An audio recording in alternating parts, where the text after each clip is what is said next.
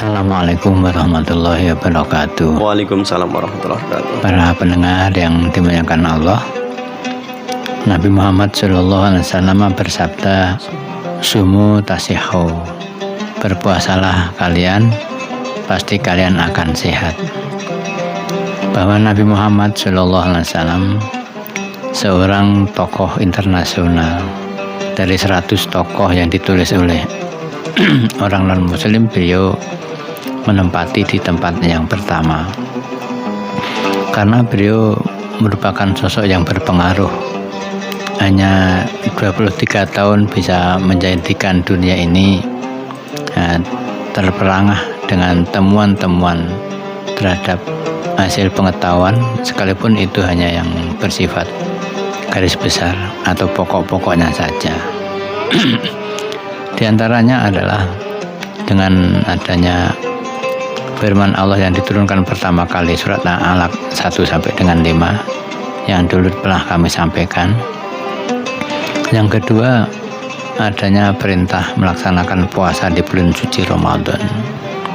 Sebagaimana yang diriwayatkan oleh Abdurrahman, bunil Islamu ala khamsin, asyhadu an la ilaha illallah wa anna Muhammadur Rasulullah, wa tuqimus shalah wa tutuz zakah wa tuhijjul baiti wa tasumu ramadhana.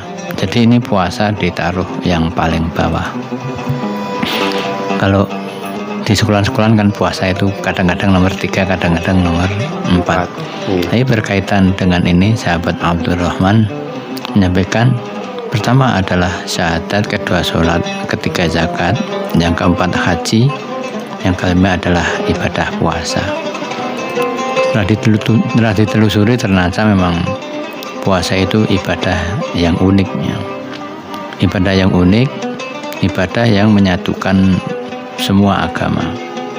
Jadi kalau agama-agama ardi dan agama-agama samawi itu cara sholatnya dalam tanda petik sembahyangnya itu berbeda-beda, tetapi di dalam puasanya itu ternyata semuanya sama.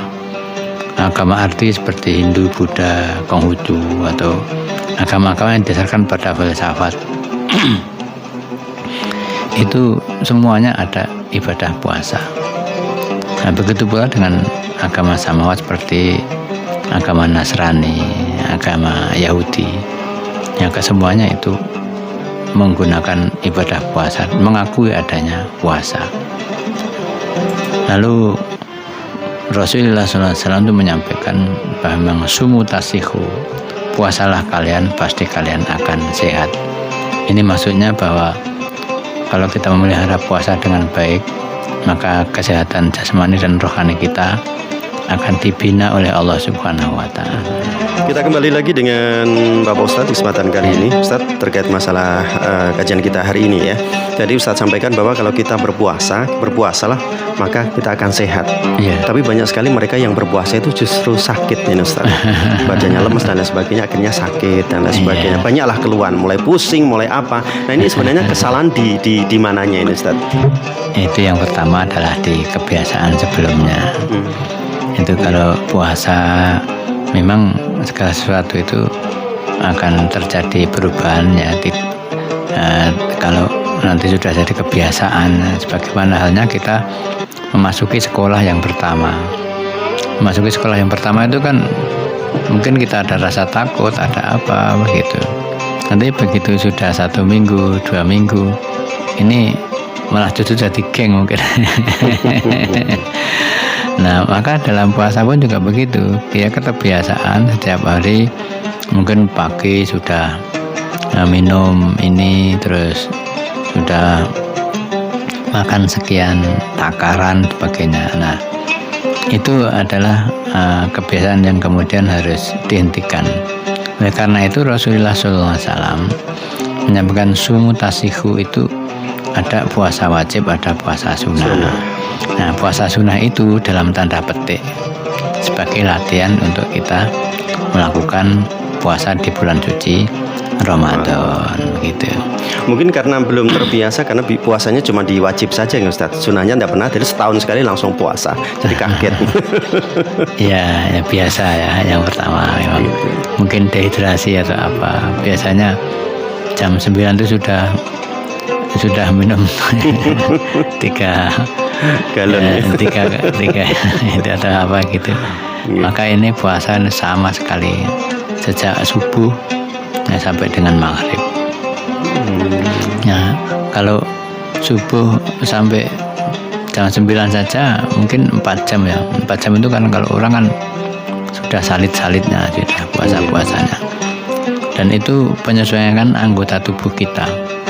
Anggota tubuh kita menyesuaikan diri dengan kebiasaan-kebiasaan yang baru. Nanti kalau sudah biasa, insya Allah nggak apa-apa. Biasanya kalau sudah memasuki hari yang ke-11 sampai habis, itu mungkin tong begitu sudah kok malas gitu. Ayo ndang buka. Saya gitu kadang-kadang gitu. Seperti sahur juga ada kalau tidak disunatkan mungkin gak sahur wis kuat. Justru ada seseorang yang kalau puasa lebih baik tidak sahur karena kuat katanya. Kalau sahur malah lemes. Nah, ini bagaimana? Ya, itu karena lemes itu karena jarak siklus Krebs atau pencernaan itu bekerja terlalu dekat. Maka kalau sahur jangan mepet-mepet. Sahur sekedar ya. Sahur maksudnya itu mepet Ustaz, karena sahur itu, kan disunahkan untuk mengakhirkan.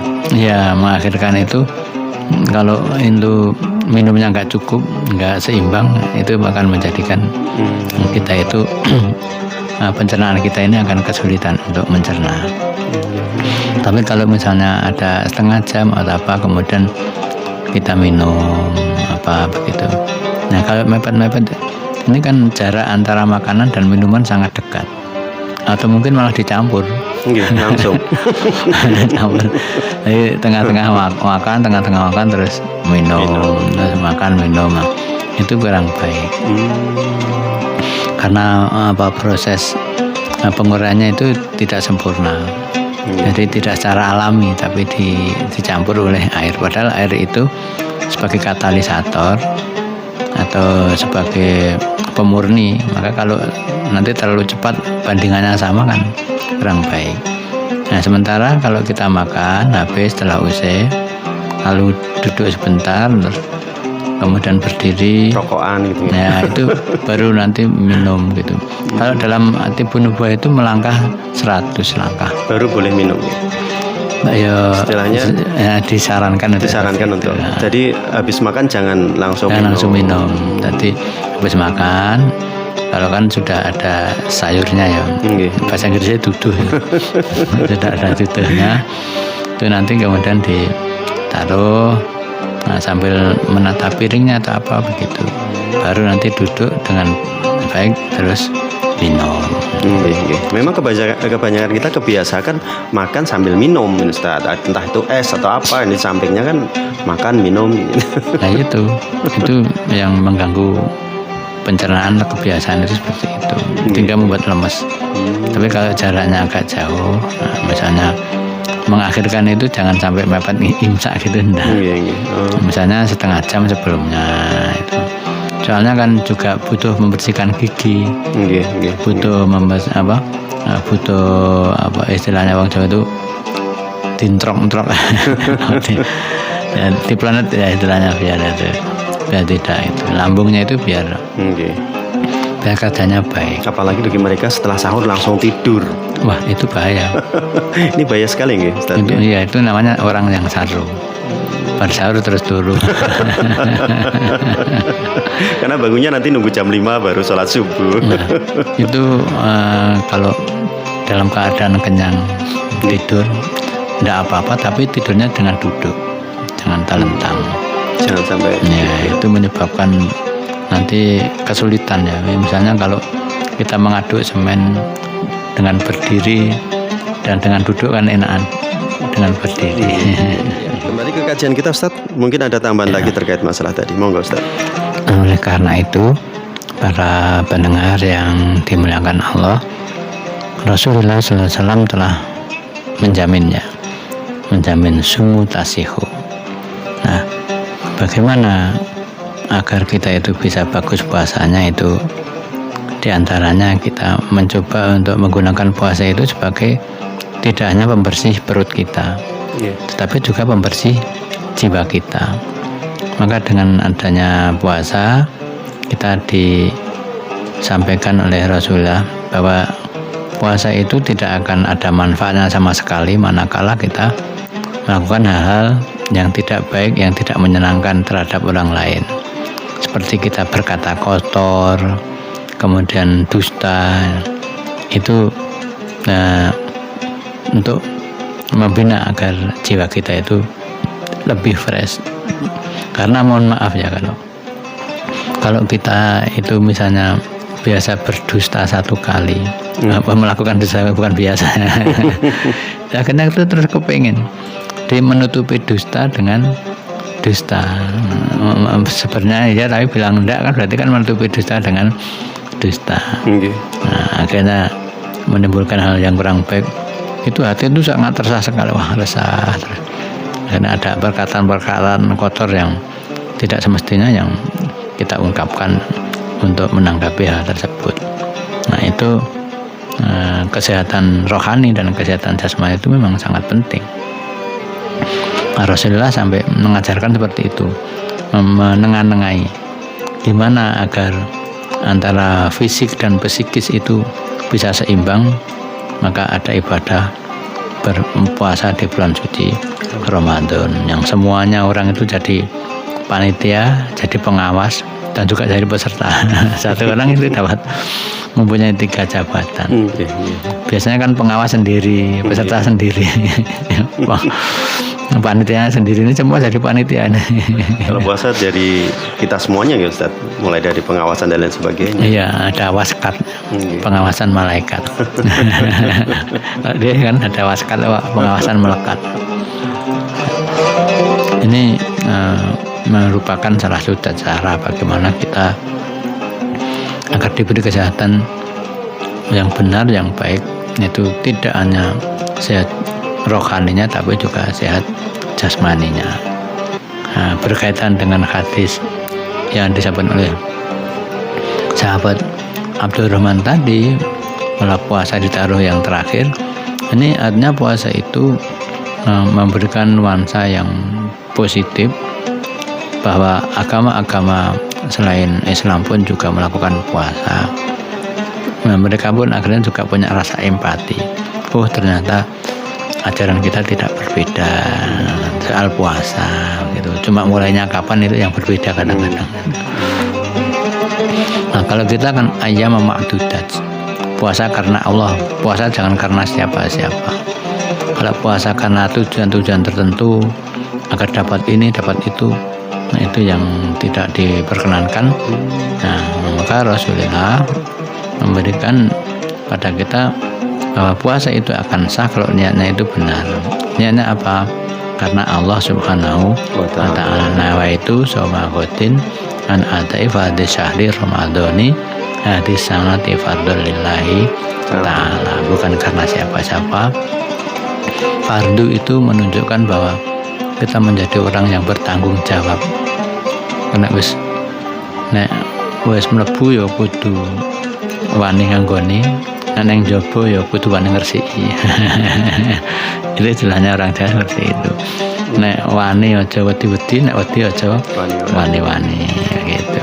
Terkait masalah puasa Ustaz, kan ada juga nih puasa yang kasih puasa mutih dan sebagainya untuk tujuan tertentu biar kebal atau buat apa gitu ya. Itu sebenarnya di dalam Islam sendiri ada nggak ini Ustaz, ajaran seperti itu? Itu kalau di dalam Islam tidak ada. Mungkin itu karena sebagai bentuk seorang guru ingin mengetahui sejauh mana kesetiaannya terhadap siswanya, maka dibuatlah yang seperti itu. Terus memang ada hal-hal yang berkaitan dengan itu, kan ada ilmu-ilmu abwabul ghaib ya. Ada ilmu-ilmu yang kita tidak semua orang menguasai. Maka untuk pitukone, istilahnya maharnya itu harus menggunakan seperti itu begitu. Maka ini mute untuk melatih diri kan sebenarnya. Nah, pati geni ini biar pati geni yang sungguh-sungguhan. Kok pati geni malah ngopo-ngopo. Turu tok. Nah, itu melatih keseimbangan rohani, keseimbangan jiwa begitu. Jadi sebenarnya kalau di Islam sendiri nggak ada ya Ustaz ajaran seperti itu. Hanya ini aja. Patuhnya murid kepada gurunya. Patuhnya murid terhadap guru untuk menunjukkan itu. Kalau memang secara supaya begini baru begini itu tidak ada. Ini Ustadz menggarisbawahi saja Ustadz, karena saat ini sudah 35 menit pukul lepas dari pukul 17. Monggo Ustadz. Ya, intinya para pendengar yang dimuliakan Allah, bahwa ajaran Rasulullah SAW itu karena perintah dari Allah Subhanahu Wa Taala, dan segala sesuatu yang diperintahkan oleh agama itu pasti berakibat baik dalam hidup dan kehidupan, termasuk puasa. Tujuannya itu tidak agar hambanya Allah atau umat manusia itu biar kelaparan, tapi untuk memperbaiki diri, untuk menyesuaikan kebiasaan-kebiasaan yang kurang baik menjadi kebiasaan yang lebih baik, agar bisa bertambah kekuatan pikiran dan hatinya, serta bertambah keimanan dan ketakwaannya terhadap Allah Subhanahu wa Ta'ala.